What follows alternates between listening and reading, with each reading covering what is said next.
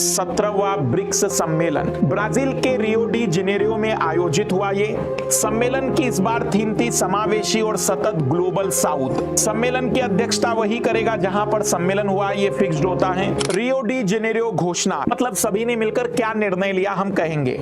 इसका मकसद हुआ कि संयुक्त राष्ट्र सुरक्षा परिषद, विश्व बैंक, अंतरराष्ट्रीय मुद्रा कोष और विश्व व्यापार संगठन अंतरराष्ट्रीय संस्थानों में ग्लोबल साउथ के पक्ष को मजबूत करने की प्रतिबद्धता। साथ ही साथ जलवायु वित्त हेतु स्थायी व्यवस्था पर बल की बात हुई है कि भी सस्टेनेबल सिस्टम बनाया जाए ताकि हम क्लाइमेट के लिए जो भी फंड की जरूरत है उसकी पूर्ति कर सके। आर्टिफिशियल इंटेलिजेंसी के विकास एवं उपयोग हेतु साझा ढांचा। मेरी एक बात ध्यान से सुनिए, देखो जब भी इस तरीके की बैठक होती है, मान लो आपको एग्जाम हॉल में याद नहीं आया और सीधा सवाल यही पूछा गया कि इस बार जो सम्मेलन हुआ था ब्रिक्स का, उसमें क्या घोषणाएं की गई, तो 4-5 बातें बड़ी कॉमन है। 2009 में जब मैं स्टूडेंट था तब भी वो फिक्स था। तो मैं आपसे क्या कहना चाह रहा हूं कि तनाव मत लेना कि सर ये क्या हर एक याद करना पड़ता है। ब्रिक्स सम्मेलन में भी यही होता है, G20 में भी यही होता है, G7 में भी यही होता है।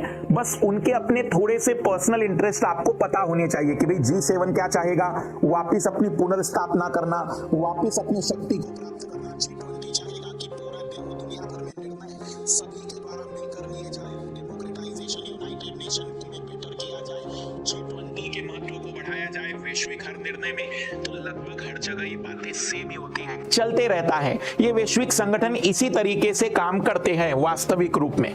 डॉलर पर डिपेंडेंसी को कम करने हेतु न्यू डेवलपमेंट बैंक जैसे संस्थानों के माध्यम से वैकल्पिक व्यवस्था स्थापित करना। अफ्रीका में संघर्ष समाधान हेतु अफ्रीकी समस्याओं के लिए अफ्रीकी समाधान को अपनाने पर बल, अर्थात अफ्रीका की भौगोलिक, आर्थिक, राजनीतिक और सांस्कृतिक परिस्थितियों के अनुरूप सोल्यूशन दिया जाए। साथ ही साथ विकसित देशों में टेक्नोलॉजी हस्तांतरण और जलवायु वित्त प्रतिबद्धताओं पर भी बल दिया जाए कि भाई जो विकसित देश है वो समझे कि हमें अगर जलवायु परिवर्तन से लड़ना है तो उनकी जो टेक्नोलॉजी है जिससे CO2 एमिशन कम हो सकता है वो हमें दे। और ये चारों पॉइंट आप नोट कर लीजिए।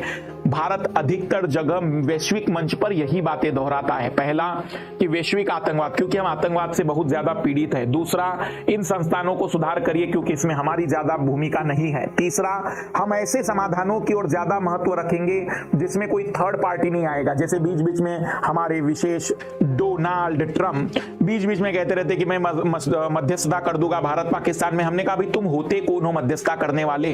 तुम अपना ही देश संभाल लो, तुम अपने ही लोगों के बीच में मध्यस्थता कर लो तो बहुत बड़ी बात है। और विकासशील देश, हमारे जैसे देशों को जितना हो सके हमें वित्त की सहायता जरूरत पड़ती है।